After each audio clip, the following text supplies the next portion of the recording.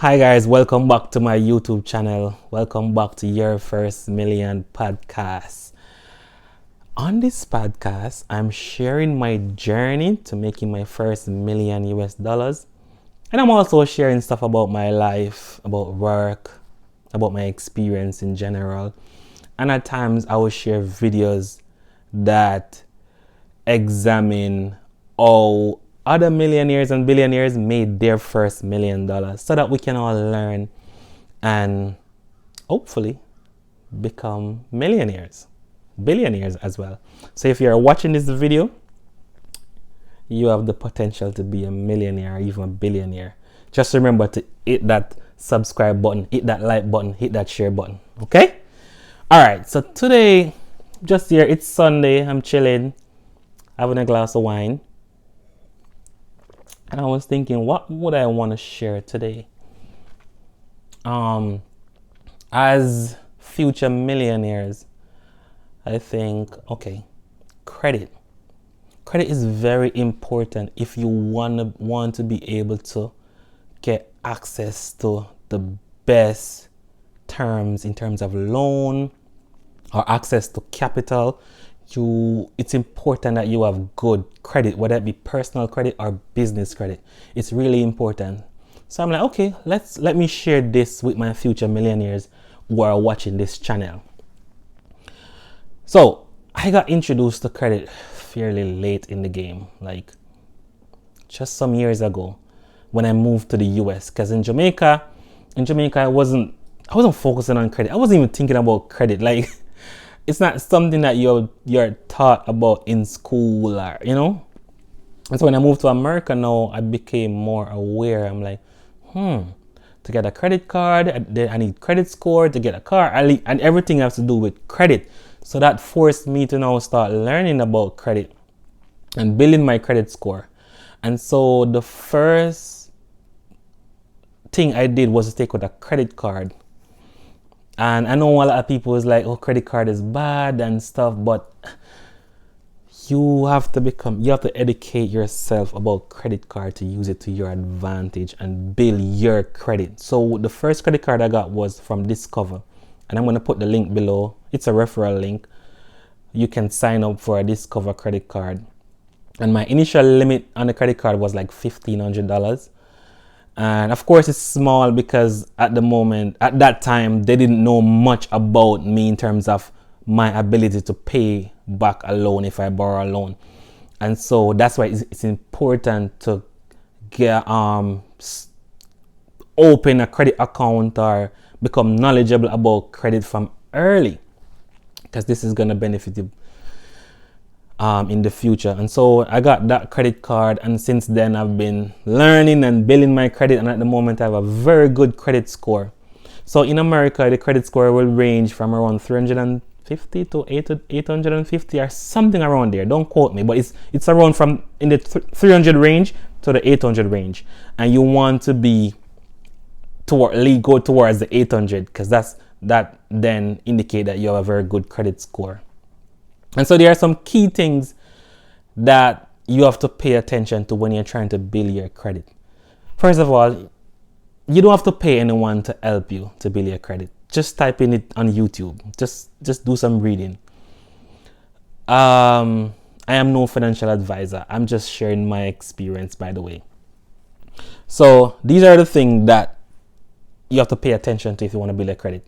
Your payment history, your credit usage, your account mix, your credit age, and the number of inquiries you do within a short space of time. So payment history. What this is saying is basically how well you are paying your debt, and if you're paying on time. So you took out this loan, you're supposed to pay every month. Are you paying this loan every month? Very simple. You borrow, you just pay on time, and this is one of the biggest impact on your credit score. So for mine, this is around 40% of my credit score is based on my payment history. So this is really important. Another thing is your credit usage. So if you open a credit card and you get $1,000 as your limit, how much of that $1,000 are you using at a given point in time? You want to keep that below 30%, ideally. I believe you want to keep that below. So don't max out your credit card if you don't need to do that, if it's not an emergency. And over time, you want to increase the amount of credit that is available to you. So you took out that credit card, it has a $1,000 limit. Ideally, you want probably 5 times that, like $5,000 or $10,000 limit on your credit card. You don't want that amount of credit so that you can go and spend it all. But if you spend $1,000 and you have a $10,000 limit, you would still be below that 30% usage. You don't want to. It allows you to use more credit without it impacting your credit score significantly. That's why you'd want like a higher credit limit. But ensure that you pay off that credit card in a timely manner and don't miss any payment. So yeah, credit usage is one. The other one that I mentioned is your account mix. Account mix is basically the type of accounts that you open. Whether you open a revolving payment, which should be like a credit card, or an installment, like a car loan. So you pay the car loan every month. The credit card is a different type of account. So you want to have that mixture of credit, so that account, so that you're basically just showing your ability to pay on different type of loans and accounts. And this does not say you should go and open like a bunch of different accounts just to meet that criteria or requirement. You would open those accounts based on your specific needs, but ideally over time you want to have that mixture of account. And yeah, this have a significant impact on your credit score as well. Another thing is your credit age, the age of your credit. How long ago you opened your first credit account? And this is where I'm falling short, because I was only introduced to credit a few years ago. So my credit age is very young. Even though I have a good credit score, no, my credit age is very young. And so the banks and different lenders are going to take this into account to say, you haven't really had credit for that long.